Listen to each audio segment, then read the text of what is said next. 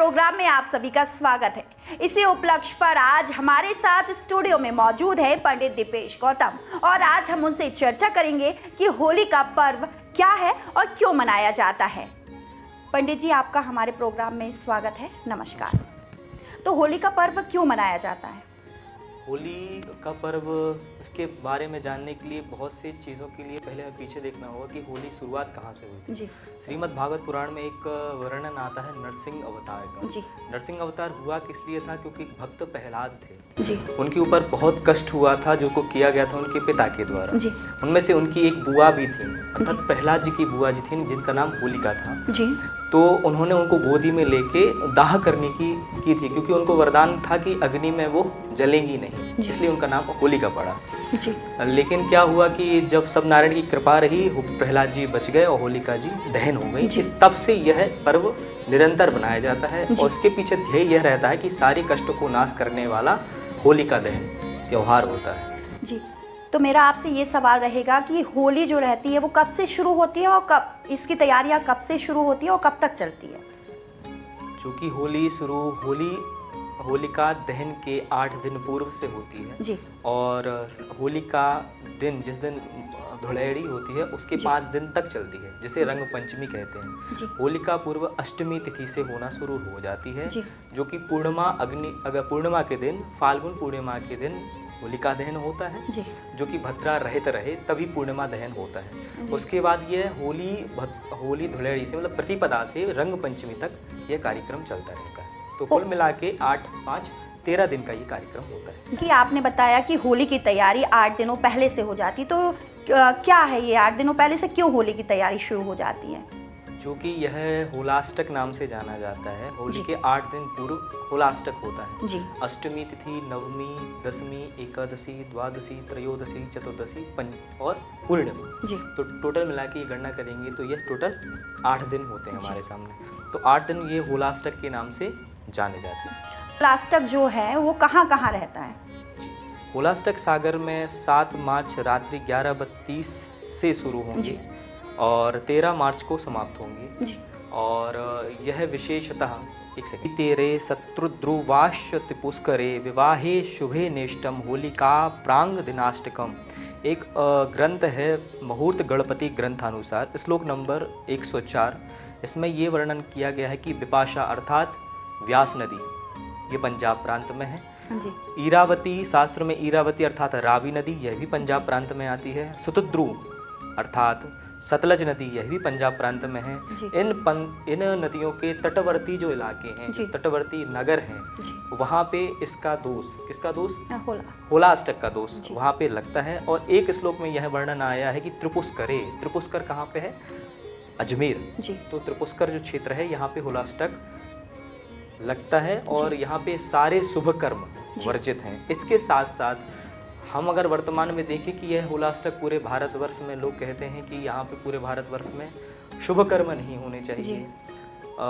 तो शुभ कर्म के लिए ऐसा है कि शुभ कर्म इसमें भी हो सकते हैं जी। लेकिन यहाँ पे वह कर्म नहीं होंगे जो कर्म ग्रह से संबंधित होंगे। ग्रह का अर्थात का मतलब है सूर्य, चंद्र, बृहस्पति, शुक्र इत्यादि जो ग्रह हैं उनमें बल देखा जाता है। और इन 8 दिनों में जो 8 ग्रह हैं, सूर्य 8वां मतलब जो अष्टमी में चंद्रमा आएगा वो उग्र रहते हैं, नवमी तिथि के दिन सूर्य उग्र रहते हैं, शनि 10वीं तिथि को, शुक्र एकादशी तिथि को, द्वादशी को गुरु, त्रयोदशी को बुध, चतुर्दशी को मंगल एवं पूर्णिमा के दिन राहु, ये उग्र स्वभाव में रहते हैं। तो ये कहा जाता है कि उदाहरण के लिए ये बता दें कि अगर किसी की कुंडली में नीच राशि मतलब कुछ राशि होती है, उच्च की राशि, नीच की राशि। तो जैसे नीच की राशि में चंद्रमा बैठा है और इस समय पे कोई मांगलिक कार्य शुरू कर रहा है तो उसके लिए यह ठीक नहीं है। मानसिक रूप से उसके पास चिंताएं आ सकती हैं। और 6, 8, 12 भाव में भी किसी के पास मंगल है अथवा चंद्रमा है तो उनके लिए भी यह समय ठीक नहीं है। लेकिन ये कहना सर्वथा अनुचित रहेगा कि शुभ कर्म निषेध है। निषेध का ऐसा नहीं है, केवल निषेध वहाँ पे है जो श्लोक में क्षेत्र आपके लिए बताएं, कुछ नदी के तीर और त्रिपुष्कर। होलिका दहन विभिन्न ग्रंथों के अनुसार होलिका दहन हमेशा प्रदोष काल में ही बनाया जाता है। आप कौन से प्रदोष काल में बात करें? तो फाल्गुन पूर्णिमा के दिन जो भद्रा काल से रहित हो उस समय हमें होलिका दहन मनाना चाहिए जी। ये आता है। उसमें लिखा है, जैसे कुछ ग्रंथ हैं जैसे मान लो मतांतर हो जाते हैं, यहाँ के पंचांग में कुछ अलग लिखा है, उस क्षेत्र के पंचांग में कुछ अलग लिखा है, तो शास्त्रकारों ने क्या किया है कि कुछ ऐसे ग्रंथ बनाए हैं जिसके लिए हम बोल सकते हैं धर्म सिंधु या निर्णय सिंधु। धर्म सिंधु और निर्णय सिंधु का मतलब ये है इन ग्रंथों का कि हम जब भ्रम में रहें तो हम इन ग्रंथों के आधार पे उस त्योहार का निर्णय कर सकते हैं। तो धर्म सिंधु में लिखा है कि सा प्रदोषो व्यापनी भद्रा रहितम गृह, मतलब ग्राह्य। तो प्रदोष रहित व्यापनी, प्रदोष व्यापनी रहित जो भद्रा से अलग हो, उस रात्रि को होलिका दहन करनी चाहिए। जी, तो होलिका दहन की विधि क्या है? होलिका दहन के लिए सबसे पहले होलिका के लिए वो पहले ही बताया कि 8 दिन पहले से उसकी तैयारियां लग जाती हैं। एक स्तंभ के रूप में होलिका जी को रखा जाता है और बाकी कंडा इत्यादि के रूप में रखा जाता है। लास्ट दिन जिस दिन होलिका दहन होती है उस दिन प्रहलाद इत्यादि का पूजन करके, ऋषियों का पूजन करके, गणेश गौरी का पूजन करके किया जाता है। संकल्प लिया जाता है या देश काल, जिस देश काल में जिस क्षेत्र में होलिका पूजन हो रहा है उस संकल्प लेंगे देश काल नाम गोत्र और मम सकुटुम्बस्य दुंडा राक्षसी पीड़ा परिहारार्थम होलिका पूजन अहम करिष्ये। इस संकल्प लेके होलिकायै नमः पूजन करके हम होलिका दहन करते हैं। और अगले दिन जाकर इसमें विशेष रूप से क्या होता है कि कभी सरसों को घुमा के फेंक दी जाती हैं, इससे सरसों का मतलब है भय खत्म हो जाए। लौंग को घुमा के फेंका जाता है ताकि अब जैसे कोई ऊपरी वादा हो तो लौंग को उतारी करके फेंक दिया जाता है। तो मेरा आपसे ये सवाल है कि कितने बार उतारा जाता है? 7 बार 3 बार, मतलब इसको बोल सकते हैं विषम संख्या में। जी।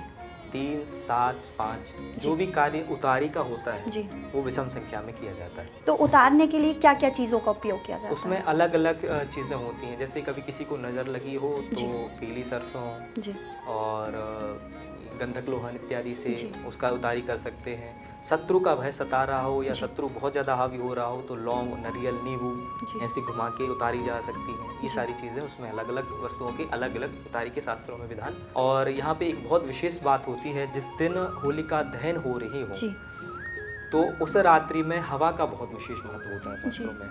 अर्थात पूर्व दिशा से अगर मान लो हमने होलिका दहन किया और अगर प्रतीत हो रहा है कि पूर्व दिशा से हवा आ रही है तो उसमें क्या ये माना जाता है शास्त्रों में कि पूर्व दिशा से कोई हवा आ रही है तो राजा एवं प्रजा के लिए सुख।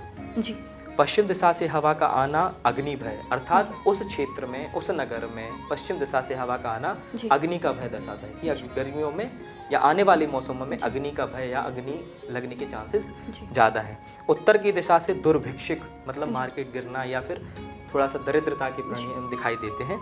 और दक्षिण साइड वायु वृद्धि और महावृद्धि के संकेत दिखाई देते हैं। ये विशेष संकेत हैं और ये संकेत हमें उसी दिन समझ में आ जाते हैं, जैसे वायु पूर्व दिशा से चल रही है कि पश्चिम दिशा से चल रही है, उत्तर से चल रही है, दक्षिण से चल रही है। और इसके बाद अगले दिन जाके हम लोग भस्म इत्यादि लेते हैं, जो होलिका दहन होती है उनकी उसकी जो राख होती है उसको ग्रहण करते हैं। ग्रहण का मतलब माथे से लगाते हैं अथवा घर में सिंचन करते हैं।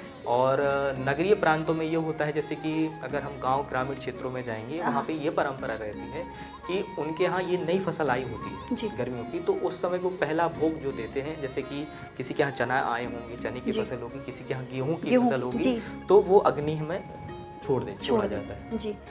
मैंने कई बार ये चीज़ें देखी हैं कि कुछ लोग, मान्यता है कि कुछ लोग जो होलिका दहन होता है और जो राख रहती है वो घर ले जाते हैं और उससे गक्कड़ भरता बनाते हैं। तो इसकी क्या ये है कि मान लो जो उस समय पे प्रहलाद जी बचे थे तो विष्णु भगवान सामने आ गए थे, तो प्रहलाद एक भक्त हैं और भक्त के बस में भगवान ऐसी करके एक लाइन चलती है, घर ले जाने का विचार इसलिए किया जाता है कि भक्त प्रहलाद को परम वैष्णव मानकर उनके प्रसादीभूत हम उस भस्म को ले जाते हैं। उससे हम भरता बाटी बना सकते हैं, खीर बना सकते हैं, जो हम ग्रहण करने योग्य हैं वो हम बना सकते थे। पहले की परंपराएं थी, इतनी सारी व्यवस्थाएं नहीं थी, तो उस समय पे क्या होता था कि जंगलीय प्रांतों में, मतलब नगर के दूर जाकर ये रस्में निभाई जाती थी, त्योहार बनाए जाते थे।